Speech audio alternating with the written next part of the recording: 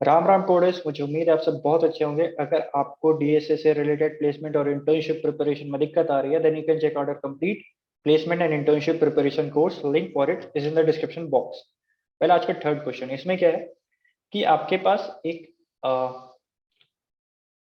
Matrix, आप कह सकते हो आपको एक मैट्रिक्स दिया हुआ है जिसके डायमेंशंस होंगे n क्रॉस के, n क्रॉस के, ठीक है। मतलब n रोज और हर रो में k कॉलम, ठीक है। और आपके पास नंबर्स हैं 1 से लेके n क्रॉस k तक के सारे नंबर हैं आपके पास। अब आपको बताना है कि आप इन सारे नंबर्स को कुछ इस तरीके से अरेंज कर सकते हो कि हर एक रो में जितना भी आपका सब एरे बने उसका मीन होल नंबर है, होल नंबर या फिर इंटीजर है, ठीक है। अगर कोई इस तरीके का परमुटेशन पॉसिबल है then you have to return yes, और कोई भी एक ऐसा वैलिड परमुटेशन आपको रिटर्न करना होगा अगर ऐसा वैलिड परमुटेशन पॉसिबल है तो। अगर कोई भी ऐसा वैलिड परमुटेशन पॉसिबल नहीं है then you have to return no. अब एक बार आते हैं एज केसेस को डिस्कस करते हैं तो आपको अच्छे से क्लियर होगा। एज केसेस में सारे टेस्ट केसेस को डिस्कस करते हैं। तो यहाँ पर हमारे पास अगर मान लो हमारा k का वैल्यू 1 है, इसका मतलब क्या हो गया, हर रो में हमारे पास एक ही कॉलम है, मतलब एक ही कॉलम है हमारे पास बेसिकली। तो हर एक रो में हमारे पास एक ही एलिमेंट आने वाला है, कितने भी रो हो, नो मैटर व्हाट, आपका हर किसी का जो भी मीन होगा वो एक इंटीजर ही आने वाला है। 1 बाई 1 1, 2 बाई 1 2, 3 बाई 1 3, 4 बाई 1 4। ये हर एक केस में एक इंटीजर ही आपको रिटर्न करेगा। तो अगर k का वैल्यू 1 है मतलब सिर्फ और सिर्फ आपके हर रो में एक ही एलिमेंट है, तो नो मैटर व्हाट, कितने भी नंबर ऑफ रोज हो, आपका हमेशा ही वैल्यू आंसर आएगा, एक वैलिड आंसर आएगा। दूसरा एक केस देखते हैं। मैं एक बात बोलता हूं कि अगर आपके पास कोई भी ऐसा तरीका है जिससे हर एक रो में सिर्फ और सिर्फ ऑड नंबर है, अगर ऑड है तो सिर्फ और सिर्फ ऑड ही है, और अगर इवन है तो सिर्फ और सिर्फ इवन ही है, अगर कोई भी ऐसा परमुटेशन पॉसिबल है then you will get your answer. अगर ऐसा परमुटेशन पॉसिबल नहीं है, ठीक है, कोई भी ऐसा परमुटेशन पॉसिबल नहीं है जहां पर आपके सेग्रीगेटेड ऑड सारे एक साथ हैं, इवन सारे एक साथ हैं, तो you won't be able to get the answer. अब जैसे मैं क्या बोल रहा हूँ एक बार मैं बात करता हूँ। जैसे मेरा देखो 1 3 5 7, ठीक है, 2 4 6 8। एक तो हो गया कि सारे एक रो में आए तो सिर्फ और सिर्फ ऑड है, इवन है तो सिर्फ और सिर्फ इवन है, ठीक है, तो मुझे कोई दिक्कत नहीं है। पर अगर ऐसा इंटरमिक्सिंग हो गया 1 2 3 5, कुछ इस तरीके से इंटरमिक्सिंग हो गया, तो मैं इस सवेरे को अगर उठा लूं, इस सवेरे को अगर मैं उठा लूं, तो इसका जो मीन होगा, जो एवरेज होगा, वो मेरा p/q के फॉर्म का आएगा, राइट। वो मतलब डबल के फॉर्म में आ जाएगा, 3/2, डेसिमल में आ रहा है 1.5, ठीक है। तो एक रो में सिर्फ और सिर्फ ऑड है या सिर्फ और सिर्फ इवन है, तो मैं कह सकता हूं कि मेरा परमुटेशन पॉसिबल है। अब आप ये भी तो सवाल पूछ सकते हो कि क्या इसमें हर एक परमुटेशन में उठा लो उसका मीन एक होल ही नंबर आएगा, तो या हमेशा ही होल नंबर आएगा। अब इस बात को मैं प्रूफ करके दिखाता हूँ। जैसे कि देखिए 1 3 5 7, इसी एग्जाम्पल पे आ जाते हैं। तो इसमें एक ये टेस्ट केस उठाओ, हर एक दो को उठाओ, कोई भी दो को उठाओ, तो आप देखोगे दो दो के जितने भी आप सब एरे उठा सकते हो, उस सभी में आपका आंसर जो है वो हमेशा क्या निकल के आने वाला है, 3 + 1/2, it will be 2, 3 + 5/2, it will be again even, 8/2 4, 5 + 7/2, 12/2 6 again. मतलब हर एक केस आप निकाल लो, ये एक इंटीजर ही आने वाला है। अब तीन का एक केस निकाल के देखते हैं, 3 5 7, अगर निकाल के देखते हैं तो 3 + 5 + 7, ये क्या आया, 15, 15/3 5। वेल इसका भी एक फॉर्मूला है, अगर आपको याद हो तो स्टार्टिंग के n नेचुरल नंबर्स के, n ऑड नेचुरल नंबर्स के सम का फॉर्मूला अगर आपको याद हो तो वो होता है n²। First n odd natural numbers के सम का फॉर्मूला होता है n², ठीक है। तो आप मान लो कि आप शुरुआत के k को आप छोड़ दे रहे हो और उसके बाद के आप जो भी रिमेनिंग एलिमेंट्स हैं, ऑड एलिमेंट्स हैं, उसका आप सम ले रहे हो, ठीक है। तो अगर मैं पूरा नेचुरल नंबर लेता तो इस पूरे नेचुरल नंबर का सम क्या आता है, n²। अब क्योंकि मैंने शुरुआत के k नेचुरल नंबर को स्किप कर दिया है, तो इसका सम क्या आने वाला है, n² - k²।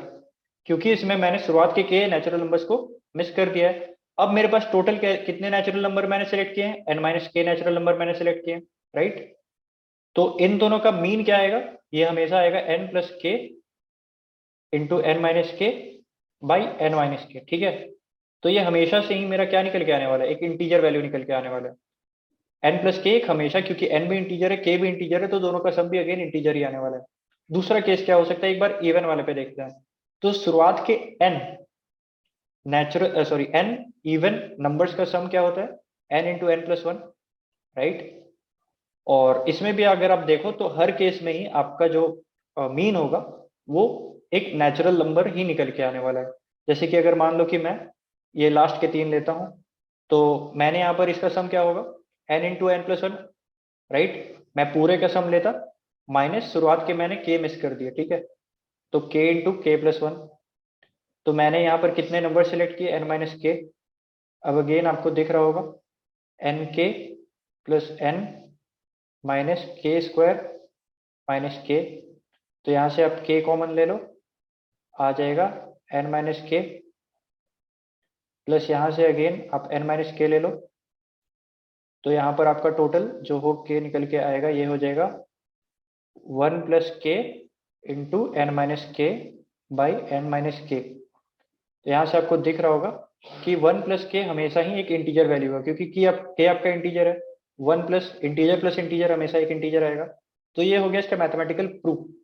अब ये किस किस केस में पॉसिबल है, किस किस केस में ऐसा पॉसिबल है, जब मेरे पास इक्वल नंबर ऑफ इवेंट्स हो, इक्वल नंबर ऑफ इवेंट्स हो और इक्वल नंबर ऑफ ऑड हो।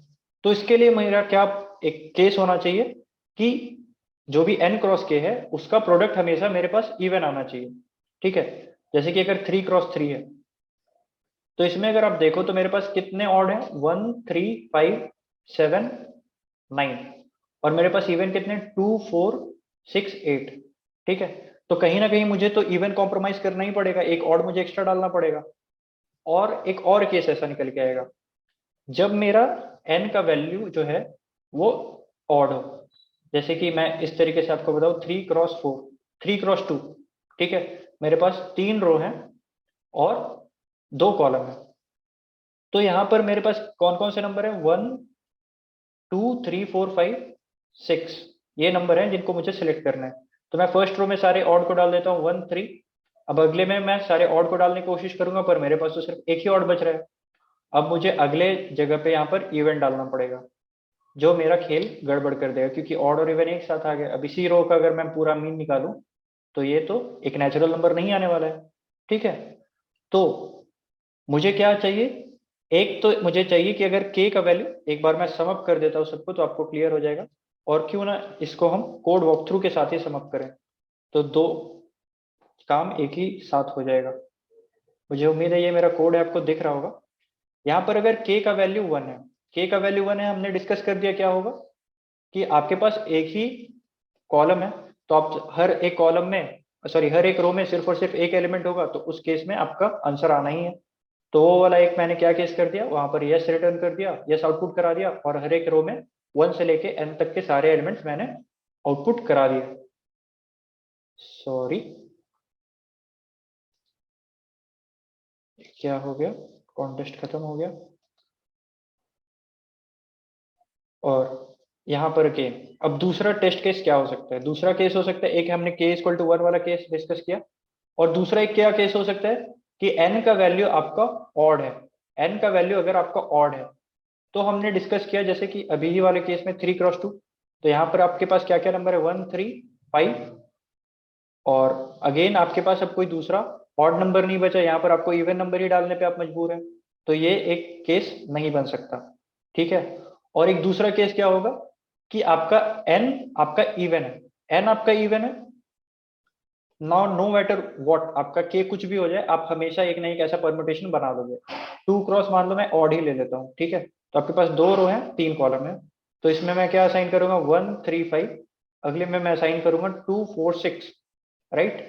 2 4 6 क्या एक वैलिड परमुटेशन है, यस। अगर 2 क्रॉस 5 होता मेरा, या फिर 4 क्रॉस 5 होता, कुछ भी आप कर लो, तो यहाँ पर मेरे हर रो के लिए, मतलब हर एक रो के लिए मेरे पास इतने ऑड एलिमेंट्स हैं और इतने इवन एलिमेंट्स हैं, ठीक है, तो मैं उसको पॉसिबली डिस्ट्रीब्यूट कर ही दूंगा। अगर मेरा k का वैल्यू इवन है, सॉरी n का वैल्यू अगर मेरे पास इवन है, तो मैं वैलिड परमुटेशन हमेशा कर ही दूंगा। और अगर मेरा n भी ऑड है और k भी ऑड है, तो वो वाला केस तो उसी में कवर हो गया, क्योंकि अगर n ऑड है तभी हम नहीं बना पा रहे, तो n और k दोनों ऑड हो जाएगा, तो तुम कभी बना ही नहीं सकते। ठीक है, यहाँ पर आप देख लो क्या हो जाएगा, आपके पास दो सेट आ जाएंगे ऑड रोज के, दो सेट आ जाएंगे आपके इवन रोज के। और वो दो सेट ऑफ रोज आपके क्या होने वाले हैं, एक सेट हो जाएगा आपका ये 1 3 5 7 9, अगला सेट क्या हो जाएगा 11 13 15 17 19, और दो सेट ऑफ आपका इवेंट रोज क्या हो जाएगा 2 4 6 8 10, और अगला सेट क्या हो जाएगा 12 14 16 18 20। तो इन सारे को आप आउटपुट करा दोगे। तो यही मैंने काम किया है कि अगर मेरा n ऑड हो गया तो नो मैटर व्हाट k कुछ भी हो जाए, मेरा आंसर नहीं आने वाला, और एल्स कुछ भी हो जाए, अगर मेरा n इवन है तो मैं फॉर्मेटेशन निकाल सकता हूँ। इसके लिए मैंने ये एक कोड लिखा है जिससे मेरा मतलब हर एक रो में ऑड प्रिंट होगा सबसे पहले, उसके बाद फिर हर एक रो में इवन प्रिंट होगा। So that's it for now. मुझे उम्मीद आपको समझ में आया होगा। अगर इसके बाद भी आपको कुछ डाउट है तो आप कमेंट सेक्शन पे आ सकते हैं, या फिर हमारे टेलीग्राम चैनल से जुड़ के हमसे डाउट पूछ सकते हैं। So that's it for now, मिलते हैं अगली वीडियो में। Thank you.